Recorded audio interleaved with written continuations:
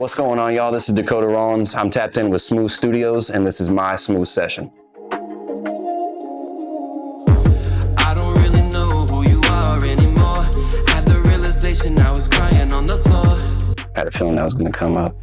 Who are my biggest musical influences and why? There's a lot of different people that influence me and inspire me. Sometimes it's because of how they sound, but sometimes it's also just because of how they carry themselves and the approach that they have to the music. If I had to give just a quick rundown though, I would say artists like Drake, George Strait, very pop-oriented guys, so I like a lot of One Direction and Backstreet Boys, the boy band kind of stuff, as far as the vocal harmony and everything goes. A lot of inspiration comes from the production side of things, so listen to guys like Jimmy Jam, Terry Lewis, or Ted Templeman, some of the modern producers too, Metro Boomin. What made me pursue a career in country music? I wouldn't say that I'm pursuing country, I just am pursuing music in general, but country's kind of been on the bucket list that I've just now had the confidence and the resources for. Well, I'm from Texas and then grew up in Tennessee, just outside of Nashville, so I've always been around it. My mom kind of had a foot in that industry, so it's always been an important part of my musical puzzle as well. I just felt like now is the time to do that as well, in addition to all the other genres I've been doing. The most unusual or unexpected thing that's inspired a song?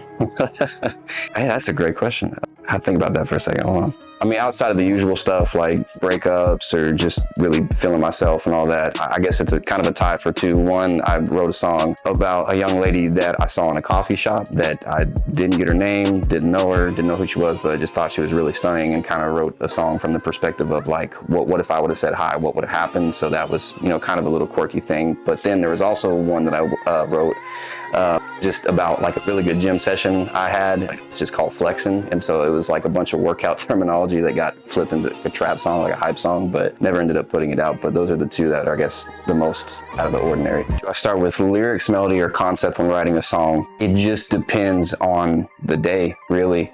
I would say more than half the time it starts with kind of a combination of lyrics and concept. I'll have more of an idea or like one good line. If I'm in the car or at work or something, I'll try to get back home and expound upon that a little bit. But it can come from just sitting down, working on production. Is a bad habit I'll have of starting a production for somebody else to send to them, and then I end up liking it so much and be like, oh, I accidentally wrote something to it. But 60-70% of the time, it's a phrase or a concept that I want to elaborate on at a later time. How do I balance vulnerability and privacy in my music? For the most part, I'm a pretty open guy. I want to get my emotions and what I'm feeling across to my listener, and I want people to relate to what I'm saying as well, who might have been in a similar situation. So for me, the approach is go as raw as possible on the initial draft, because that's the best way to kind of get it all out and tap into, what you're feeling. And then from there, kind of scale it back and make it a little bit more accessible. So that way it has that balance of you're learning about me as an artist, but you can also, as